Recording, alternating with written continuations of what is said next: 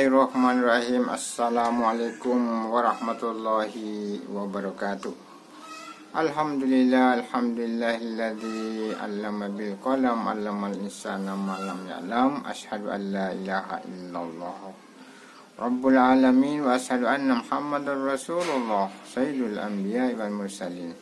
Sayyidina Muhammadin wa ala alihi wa ashabihi wa man tabi'ahum bi ihsanin ila yaumiddin. Pemirsa sekalian yang insya Allah dimuliakan Allah Subhanahu wa Ta'ala dan yang kami hormati, perintah untuk melaksanakan sholat duha oleh Rasulullah SAW memiliki keistimewaan, baik keistimewaan secara lahir maupun keistimewaan secara batin.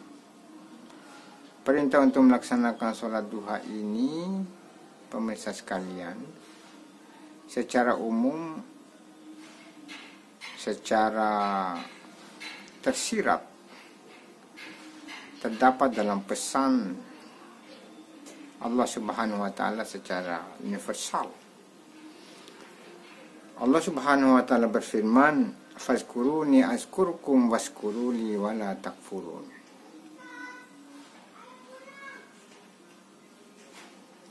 Maka apabila di antara kamu memanggil namaku, menyapa aku, kata Allah Subhanahu wa Ta'ala, aku akan menyahut dan menjawab panggilan. Waskuruli wala takfuru. Dan hendaklah kamu berterima kasih atau pandai bersyukur apa yang aku berikan, jangan coba-coba kamu mengingkari. Karena kata zikir itu, zikir secara khusus adalah sholat. Di ayat lain Allah berfirman, "Qul innani anallah la ilaha illa ana fa'buduni wa aqimis sholata li dzikri." Katakanlah bahwa sesungguhnya aku ini adalah Allah, tiada Tuhan selain aku, sembahlah aku, kata Allah Subhanahu wa Ta'ala, dan dirikan sholat untuk mengingat aku. Jadi menyembah Allah atau sembahlah aku, kata Allah, ada dua, ada sembahyang atau sholat wajib, ada sholat sunat. Karena itu sholat sunat salah satunya yang diajarkan oleh Rasulullah SAW adalah sholat duha. Rakaatan duha tanziuka, 2 rakaat sholat duha, kata Rasulullah SAW, itu akan mencukupkan berbagai kekurangan, kehilafan, apakah kekurangan secara fisik maupun kekurangan secara fisikis. Karena itu pemirsa sekalian, sholat duha itu adalah hukumnya sunat. Sunat ia memiliki pahalanya yang tinggi di sisi Allah Subhanahu wa Ta'ala. Ya, sunat adalah kalau dilaksanakan dapat pahala, kalau tidak dilaksanakan tidak apa-apa. Tapi karena kita adalah manusia yang disebut dengan ahsanul hakim, laqad khalaqnal insana fi ahsani taqwim. Ahsanut taqwim, kemudian insan kamil, maka melaksanakan sesuatu yang dianggap sunnah itu adalah bagian daripada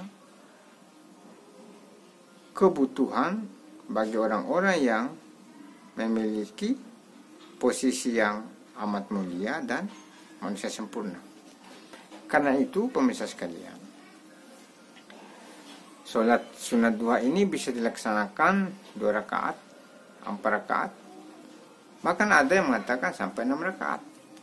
Tapi pribadi kami melaksanakan sholat duha rata-rata 2 rakaat. Itu pun 2 rakaat itu luar biasa keistimewaannya. Karena itu pemirsa sekalian, bahwa sholat duha dilaksanakan setelah terbit matahari, kira-kira 20 menit setelah terbit matahari. Karena itu pemirsa sekalian, waktunya mulai terbit matahari sampai dengan sebelum duhur, itu waktunya.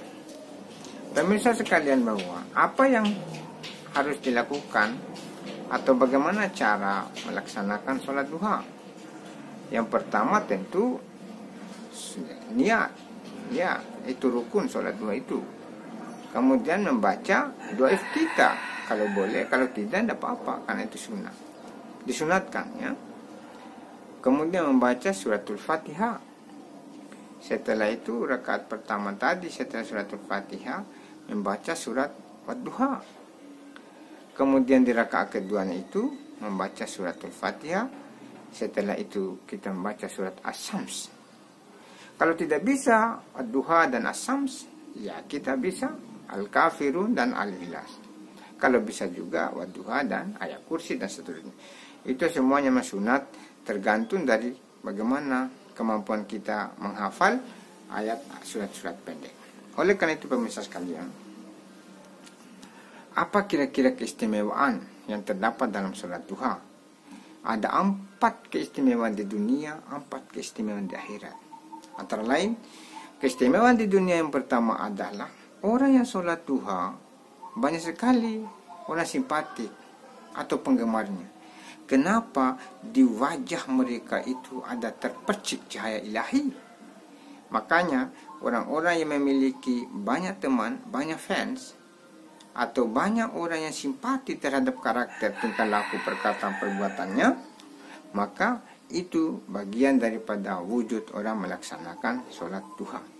Yang kedua, orang yang melaksanakan sholat duha, keistimewaannya adalah Allah Subhanahu wa Ta'ala mencukupkan segala kebutuhan atau dimudahkan rezeki. Kenapa? Secara rasional, bahwa ketika dia banyak orang simpati padanya, tentu rezeki gampang masuk. Berarti mencukupkan, memudahkan rezeki. Dan yang ketiga adalah orang yang sholat duha itu akan dijauhkan dari kekurangan. Ya memang, kalau orang sudah sering banyak orang yang kenal, banyak orang simpatik, mudah rezekinya, tentu dijauhkan dari berbagai macam kekurangan dan kerugian. Apalagi orang yang bisnis, sholat duha lah kamu sekalian, bahwa insya Allah kamu tidak akan mengalami kerugian di dalam proses bisnis dan seterusnya. Yang keempat adalah orang yang sholat duha itu, Allah Subhanahu wa Ta'ala memudahkan mereka ketika mereka menghadapi sakaratul maut. Kenapa? Karena di sholat duha itu akan senantiasa seseorang memudahkan untuk mengucapkan kalimat-kalimat La ilaha illallah ketika dituntun pada saat menghadapi sakaratul maut. Dan memang pengalaman kami bahwa ketika melihat ada orang-orang yang meninggal, padahal pada saat menghadapi sakaratul maut itu, ternyata orang-orang yang meninggal dengan baik menghadapi sakaratul maut adalah orang yang rajin atau rutin melaksanakan sholat duha. Itulah 4 keistimewaan di dunia. 4 keistimewaan di akhirat, para pemirsa sekalian, adalah bahwa orang-orang yang melaksanakan sholat duha itu, pertama, Allah Subhanahu wa Ta'ala akan memberikan kelapangan, akan memberikan cahaya, terang alam kuburnya. Karena itu janji Rasulullah SAW, barang siapa yang berdialog denganku di masa hidupnya, maka jangan ragu bahwa sampai di alam kubur cahayaku akan bersamamu. Ditanya bagaimana caranya ya Rasulullah? Dialog yang dimaksud adalah pada saat ketika mengucapkan Assalamu alaika ayuhan nabiyyu wa rahmatullahi wa barakatuh, Assalamu alaina wa ala ibadillahi sholihin. Disitulah sebenarnya letak dialog kita dengan Rasulullah SAW. Asyhadu an la ilaha illallah wa anna Muhammadar Rasulullah, seterusnya. Ternyata pada saat tahiyat akhir itulah orang senantiasa secara khusus kita melaksanakan sholat untuk menyembah Allah, tetapi secara implisit yang tersirat di balik itu bahwa kita sementara melakukan dialog dengan Rasulullah sallallahu alaihi wasallam. Yang kedua adalah Allah Subhanahu wa Ta'ala akan meringankan ketika kita nanti pada saat yaumil mizan, kita berada di bawah terik matahari yang 1 jengkal dari kepala.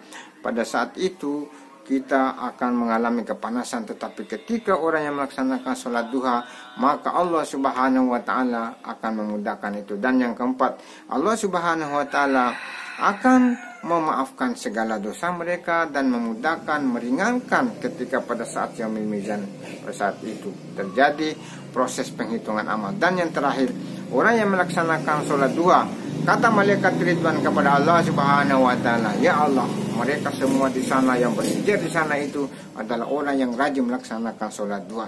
Izinkanlah dengan kuasa Rahman dan Rahim, ya Allah, keluarkan dari antrian panjang untuk mereka itu, pindahkan ke tempat yang penuh Engkau berkahi.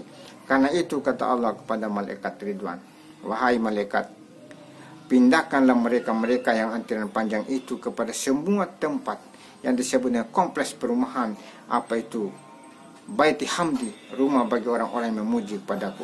Semoga ada manfaatnya pemirsa sekalian. Ada 4 keistimewaan di dunia, ada 4 keistimewaan akhirat. Barakallahu li wa lakum. Wassalamualaikum warahmatullahi wabarakatuh.